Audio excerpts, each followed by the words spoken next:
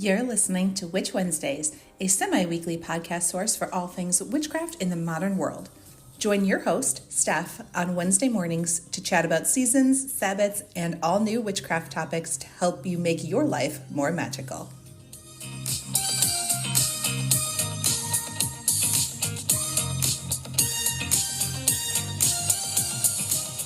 Welcome back to Witch Wednesdays. I'm Steph, and I have a guest here with me today, and we have no idea where this conversation is going to take us. She might even be back for part two. Who knows? And so before we dive in, I am going to turn it over to her so she can introduce herself and let you know where you can find her online. Okay, hello. My name is Sara. I come from Central Europe, and I guess I love everything beautiful and natural and magical. And that's pretty much what my life evolves around. And I love to explore different things. That's me, I guess. And where can people find you online? I think at the moment, the easiest place to find me is Instagram. And it's very easy. It's Aranel Sara, which is me, my last name and my name. Yeah, that's it. Perfect. And listeners, I will have that linked so you can find that easily. So let's dive in. We have so many different interests and paths. So I think let's just get started with what has your path been like to get to sort of your spiritual awakening and kind of where you are now? Yeah, as you said, I have so many interests, so it's really hard to define me. I guess my path also reflects that because there are several stages throughout more than 20 years, actually. So my first memory of when I really dove deeper into magical things was actually in primary school when I did a seminar on magic and witchcraft. And I really loved it. I was afraid of it also, because of all the dark side, but otherwise I was always very attracted to everything magical and spiritual. And then later on, my grandma actually, she started attending a spiritual school. And since the first moment she told me about it, to me, it was like, this is my path. I'm gonna walk this path, and that's it. And a few years after that, I actually also attended that school as well.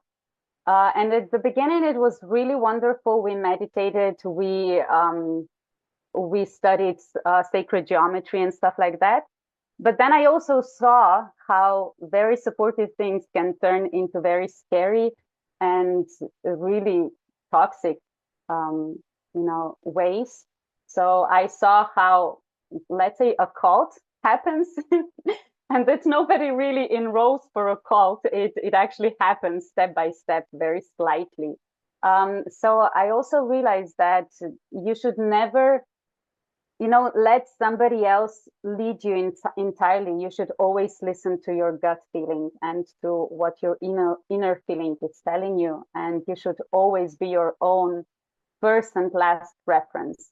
Everything in between is exploration, but you should always question yourself whether this is still okay for me or not.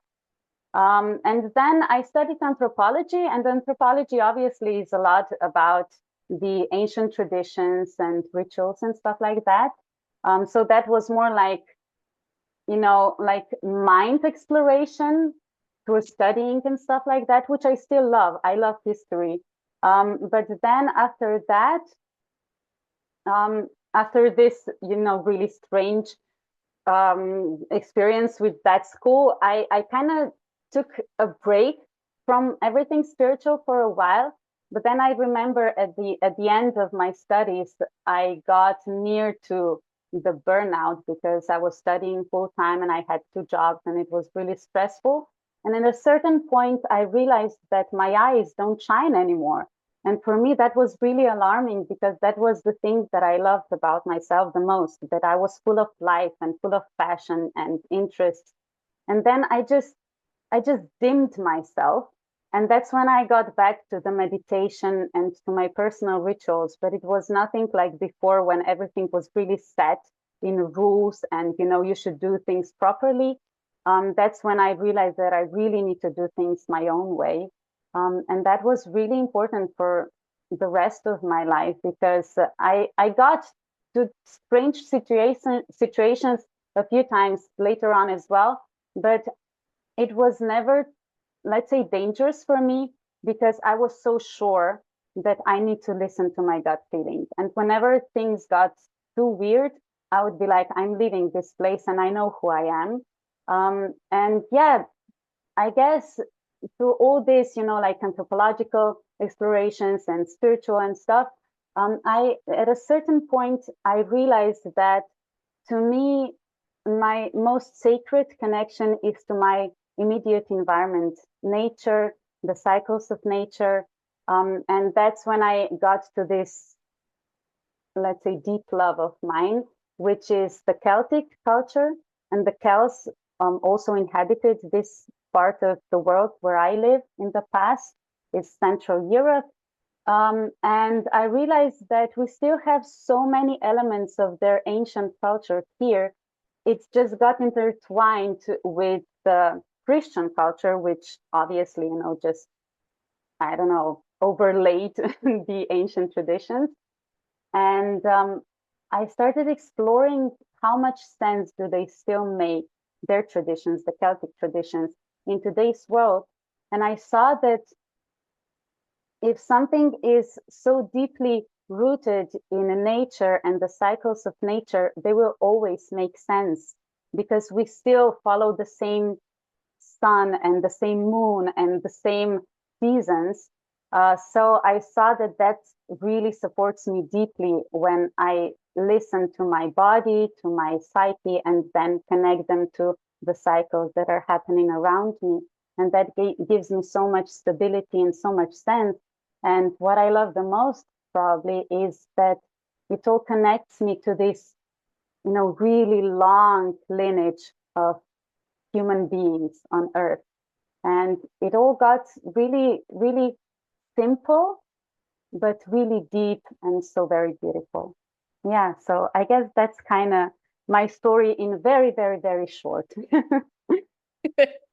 Well, I love that. The study of anthropology is just fascinating to me. Not something that I studied personally, but if I could go back, it's probably something I would add to my college career, because I think there's just so much history that goes along with witchcraft and spirituality and how things have changed. And I bet the study of like the Celtic holidays is just fascinating. Like what a deep well you have to pull from in learning about all of that. Oh yes, I think it never ends. I think it can't really end, because, you know, just think that it's about this deep wisdom of life in, you know, a human being and in this environment. So how can you ever get to the end of that? It's just impossible, because you're constantly finding new and new layers. Like, you know, we just entered the Lughnasadh season now. It's the second part of the summer season. And I just realized this year that around 1st of August, when it's officially Lughnasadh, a celebration, I realized that there's a slight change in light throughout the day, because the Litha part, the first part of summer, you have this really bright, you know, yeah, like really, really bright and strong light of the sun. But then when you're entering the second part, and then when you're going slightly towards the autumn season, you have the golden shimmer inside this brightness of summer. And I just realized this year, and I thought, this is so amazing. This is so beautiful, just to be able to see those very slight changes in your environment and how they impact your inner state. Because the first part of the summer, the Litha part, is the part of very dispersed energies. But then when Lughnasadh comes, it just brings the energies down to earth, and it supports you in completely different way. From the in the Litha time, you can go out and gather all those informations, and you can explore things out in the world. But then when you get to the Lughnasadh part, you just bring them inside yourself and you ground them, and then you can focus them into your own project. And it's the environment that supports you in this, that tells you now it's time for this, and now it's time for this. And then everything gets so much easier. And I think the most beautiful thing is that you see that you are gently guided, but you are still your own. It's never against you. It's just to support what you already have inside of you. And isn't that such amazing wisdom of life? I think it's really magical. It is. And I love the way that you talk about Lughnasadh in particular, because I think it's one that gets overlooked, that people kind of jump from Litha to Mabon and kind of forget that there's one in between those. Like it tends to not be as popular, or people maybe don't understand its energies as well as some of the other like bigger holidays. Yes. And that was actually a part of my exploration as well, because, it's really easy to notice the ones that happen on solstices and equinoxes. But then those in between are like, why exactly are they there? And that was actually for a while a focus of my exploration, because I was like, so do they also make sense?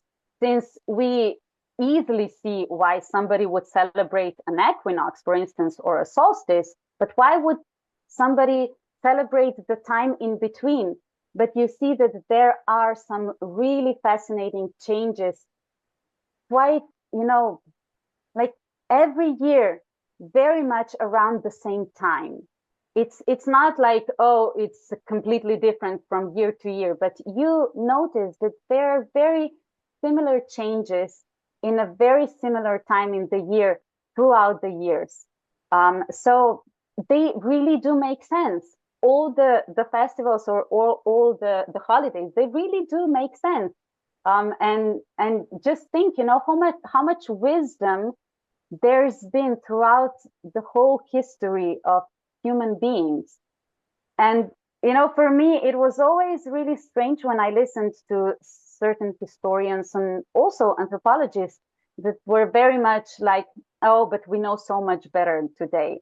But no, we can still learn so much more about the very basic things of human life on Earth from our very far ancestors. Because let's be honest, they needed to be more connected to the cycles of Earth, of nature. Now we can afford to be very divided because we have so many gadgets and everything, but they couldn't. And when you mentioned Lughnasadh, I think Lughnasadh brings so much wisdom into our today's life, because it's so focused. Okay, first of all, the harvest, without which we couldn't survive even today. But second, it's a celebration of community. And human being is probably the most communal being on Earth. We are built to live inside the community. We cannot even grow up without that. Even psychologists, they realize that we are built of love that surrounds us, of people that reflect us from the very beginning. And yet we overlook this so much in today's very individualized world. So I think Lughnasadh has so much to learn, to teach the modern human being now, today.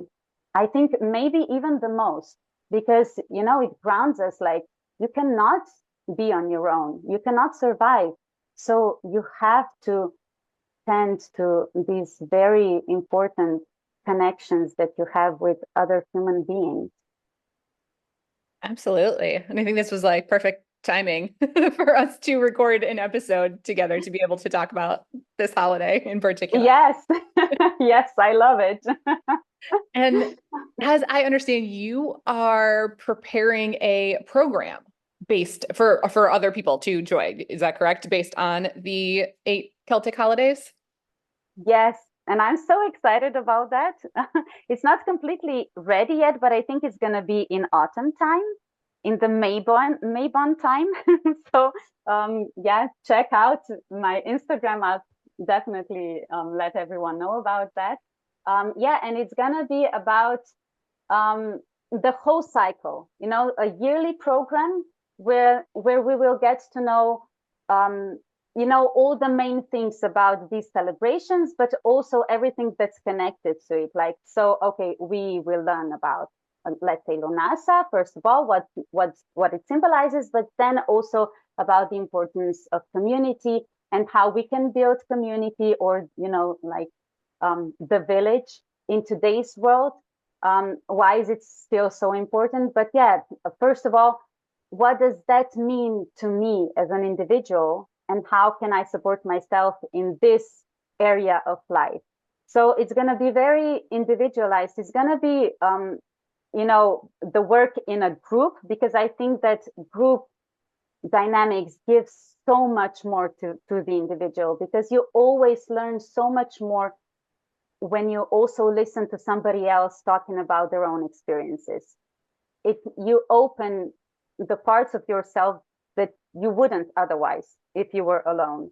But then I'm very much about, don't just follow. Please don't just follow.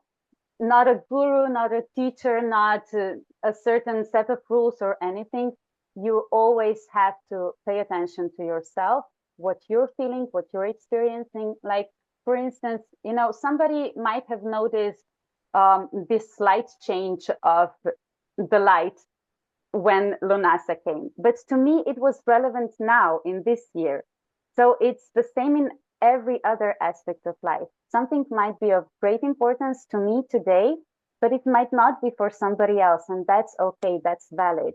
So what I love the most about teaching through these traditions, it's nobody's telling you need to do certain things in a certain way. But if you know what the story is behind, then you know how to apply it to your own life. And that's the greatest magic.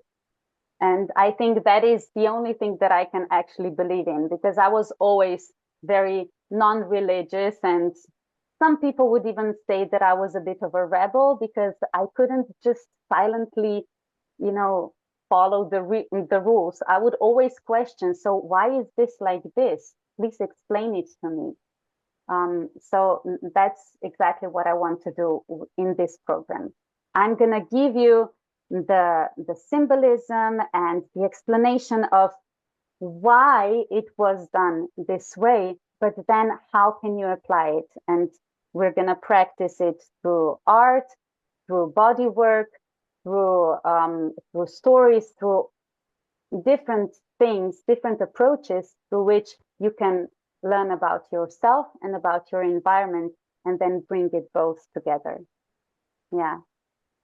I think that will be an incredibly fun and helpful program for people to have, because I know that a lot of people like to structure their year around these holidays, but maybe don't have the resources to have that community aspect, because a lot of this used to be taught through covens. Covens were much more popular, especially in person, and that's just not the way our society is as much anymore, as that like being an option. So for you to have this program and be able to have the community and be open to doing this online as our world is now, I think it's going to be helpful to a lot of people, just to be able to have that structure, to go through the program over a year and learn about these things, be able to ask questions, and then be able to apply it to their own lives is going to be really helpful for a lot of witches.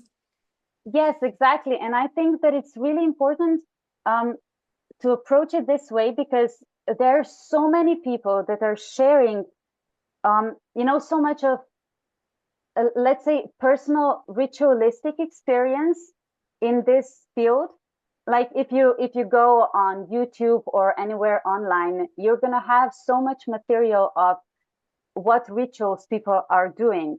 but there's not so much knowledge about what's the story behind. So why, for instance, let's go back to Lughnasadh since we're in this time. Why would you take bread and split it among people? Well, it's because it's celebration of community. And in this area here, the grain was always like the main food that people could have. They could have it. If you lived in Asia, you would eat rice, but here in Central Europe, obviously you would have a harvest of grain in this time of year. And then you couldn't even have a harvest if you didn't have community around you. And to celebrate community, how would you do that? Well, with communal rituals. And since bread was the staple food throughout centuries, obviously you would take something that symbolized, community and safety and warmness and connection and everything that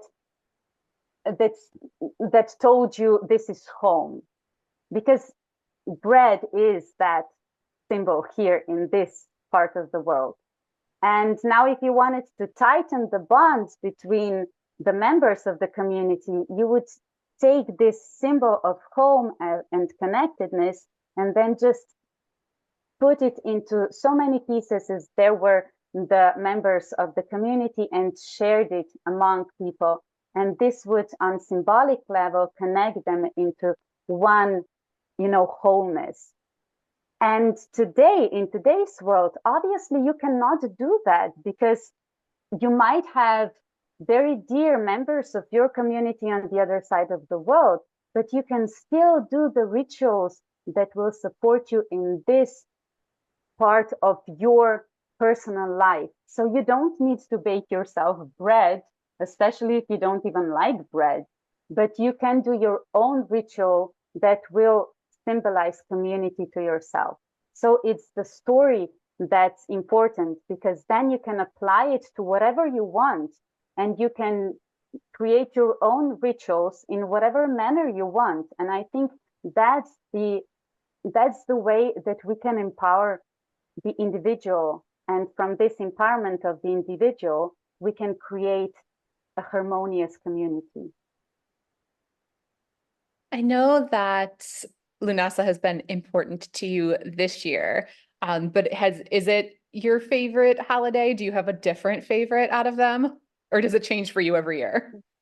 I guess it can change slightly, yes. Like, for instance, I was not a fan of Litha before because I couldn't, get behind this dispersedness.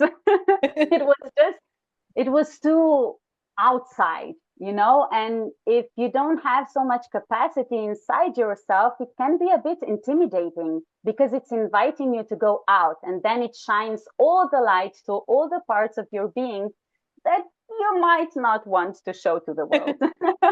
So it was really a bit intimidating for me. But this year, for instance, because I've gone through quite a lot of really intense personal work, I also started studying psychotherapy, and it was really intense. But then it also empowered me in a way that I actually started looking forward to all the beautiful parts of Litha, like beautiful evenings and, just wearing short sleeves and feeling the breeze on my skin. So I actually started really enjoying it. So yes, it does also change, from year to year. But still, I think two of my favorite holidays are Beltane and Mabon. And yeah, Mabon is just, I guess, it's also because I'm born in this part of the year, and I just love it. I love everything about it. I love the light and, the fact that we can go forage the wild herbs again because, it's like the second spring. And I love the smell in the air and that everything is, like grounded and kind of safe to me personally. Maybe it's not for somebody else, but to me, yeah, it says safety. But Beltane, on the other hand, was actually the first one that I got to know about. And to me, at that point, was like a revelation, or maybe not even a revelation, but it was like somebody would confirm my suspicions, because I always suspected that spirituality is not only about, being pious and being reserved and being so holy and everything, but it was also about being passionate and, just living your life to the fullest. And Beltane is that. It's living life to the fullest. It's about pleasure. It's about passion. It's about, full on, and also about sexuality, which can be so spiritual as well. And I think it just confirmed to me that the things that are considered kind of, sinful in today's many religions and many cultures, Beltane just said, no, this is a big part of who you are as a human being, and you just embrace it and find the spirit and the, just holiness inside that. Every aspect of your being is teaching you something and gives you the, the means to express yourself in so many different ways. And that is all holy. Just embrace it. So yeah, those two are my favorite. Besides all of the things that you might do for the various holidays, do you have any regular practices that you include, whether that's like daily, weekly, moon cycles, anything like that? Mm, well, I would say that mm, my morning routine is probably the only routine that I actually really have. I'm not much of a routine person, but in the morning, um, it started with my health issues because I had some problems with my back, and I realized that if I don't do some light stretching first thing in the morning, still in bed, because to me it's just too invasive to me to go out and jog or do something really, really powerful in the morning. I couldn't survive that. I tried it and it was really not my cup of tea. So I realized that I need to do that still in bed. So I just sit on my bed and I do some stretching. Sometimes I do something more active afterwards as well. It depends also on my menstrual cycle. But then I usually add some meditation to that. So at the end of my stretching, I really like to just sit still and meditate in whatever manner I want. Sometimes I move a little bit, sometimes I listen to some music. It really depends. So that is really probably the only routine that I have. And beside that, it it really depends. It very much depends on the time of the year. So in the winter time, I really love to use incense, like you know, really resins, not just the processed incense, but physical resins. I love them. They really, yeah, they're like winter to me. It says winter, the dark part of the year. Um, and now, especially this year in Litha time, but I realized that to me, Litha time is also very much the very ritualistic time. And I'm starting to realize why, because I can I can actually physically connect to the environment. So even if I'm in my apartment, I can open my window and I can put my candles on the windowsill and light my smudge sticks that I love to make. And I can really physically do the rituals. So I love that in the summertime. And it really, really depends. I love working with candles because I have a lot of fire elements also inside myself. So I guess they kind of just connect to me. And I realized this year that I really love to observe smoke, that it's really ritualistic to me, just how it moves and how I really connect to this bond between the earthly and the invisible realms, that smoke is usually connecting these realms. Yeah, so it really, really depends. There are so many ways.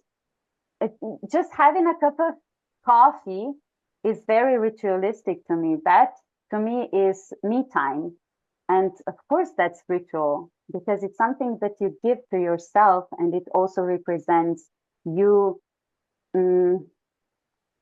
enjoying and seeing the blessings in very small things in life. And life is blessing. It's one big blessing. And it's just about our attention and how we interpret it to ourselves. Yeah. I love that. I mean, it's all simple things that you're incorporating. That's my favorite way to incorporate it into my own life as well. Yes, probably if it would be too much, I just wouldn't do it. I know it. I Yes. know. If it was too complex, I would be like, oh my God, now I really need to plan this ahead, which I'm really bad at.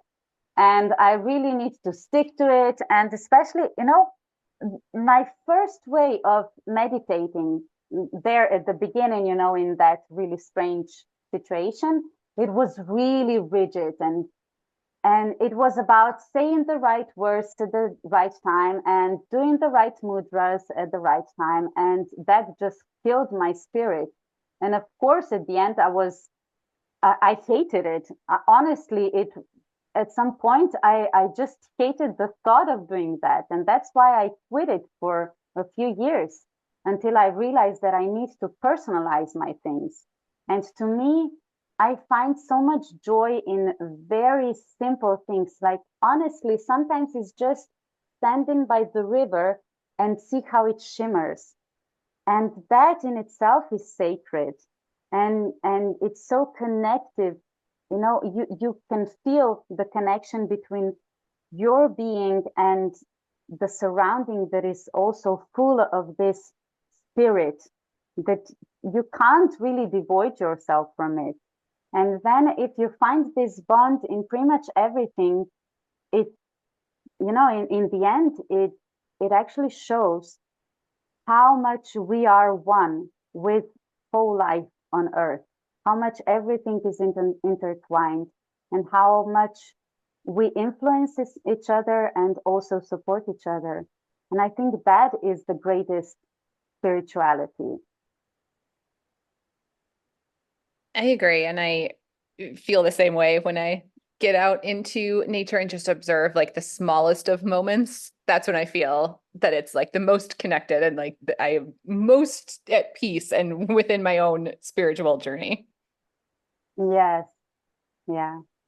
Before we end here, I want to say, listeners, we might have to have a part two to this because we were also going to talk about teaching and children. That is something that you do as well, and incorporating this with the children in your life. And you are an actual teacher for Yes. kids in primary school. And we did not even get to touch on that. So I think that there's going to have to be a part two. So, listeners, if you have any questions, specifically the parents out there, I get this a lot of how to start these conversations with your kids. So if you have any questions that you'd like to direct for a part two of this episode, please do let me know. And we will talk about that next time about working with kids and teaching them these same things that we are talking about today. So that is going to be a part two because we have not even touched on that. I kind of suspected it's going to happen. Yeah, I did too when we started. I was like, you know what? There's just so many things to talk about. So I think we're gonna have to do a part two to answer all of those questions that people have about how do you, approach this subject with kids and incorporate that into their lives as well. So we'll definitely do that in part two. But for now, before we wrap up, do you have any last advice that you would like to offer to beginners who are maybe just starting out with working with the cycles of the seasons, maybe just starting to learn about the holidays? Any advice you'd offer them? Yeah, well, I think I've already touched upon these things, throughout our conversation, but yeah, to just stress them out a little bit. Um, Definitely, first of all, please observe yourself and be bold in trusting yourself because I've seen so many really horrible stories. Like I was a part of some really horrible stories when people really needed a serious therapy after being so manipulated by certain teachers and gurus. And that's a really scary place to be. So I would say really trust your gut feeling. If something screams, this is unsafe, know that it's telling you this for a reason. And even if it looks perfect on the outside, if it tells you that this is unsafe for you, just go away. There are so many other options out there to walk your spiritual path. And I mean, the whole life is spiritual path. So, following a certain teaching or a certain person is just not the only way. But out of that, I would say follow your passion. Like I'm, for instance, really passionate about observing all these small elements in nature because that's me. I feel most at home there in the natural habitat and all those small things like observing the light of the sun and the leaves and the flowers and smelling them and stuff like that. But if that's not you, do whatever really tells you that you can find your true self and be authentic self in that part of life. Like if you're into drawing and you want to connect to nature, I don't know, maybe just observe the shapes and the colors and everything in nature, and then just let them go through your painting, through your drawing, through your art. If you like movement, maybe observe how leaves are turning, how winds are blowing, and just try to connect yourself to that movement in nature. And then compare it from year to year. Maybe there are some things that are constant, maybe there are some things that are ever changing, and both is teaching you something. Maybe something is a constant in your life as well, and some other things are relevant just in certain parts of your life. And don't be afraid to change. We are constantly changing, we are growing, and that's such a beauty in life. We're so afraid of changing and growing older and getting wiser even. But it's such a beautiful process because you can be more and more authentic you. And if you feel that something is authentic for you in a certain way when you're 20, but then it's not authentic for you in 5 years' time anymore, it's okay because you've evolved. And that's beautiful. That's even the point of life, to constantly learning and getting to know something new about yourself and life. And it's all just a journey. It's really all just journey. And who knows what's coming next for you. So yeah, I would say that. That is Yeah. excellent advice and a great note to end on for this episode. So thank you so much for being here and sharing your expertise. Listeners, again, I will have everything linked, and we are going to have a part 2. So definitely leave your comments, questions. I will have a space for that if you're listening on Spotify, and have a spot for that for you to leave your comments and questions, or you could head over to the show notes at witchwednesdays.com and check out everything over there. But thank you so much for being here, and we will be back for part 2. Thank you.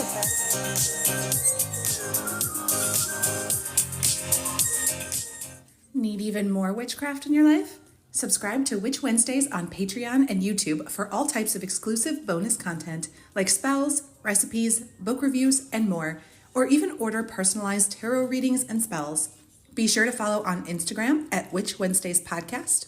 And you can find all these links and more at witchwednesdays.com.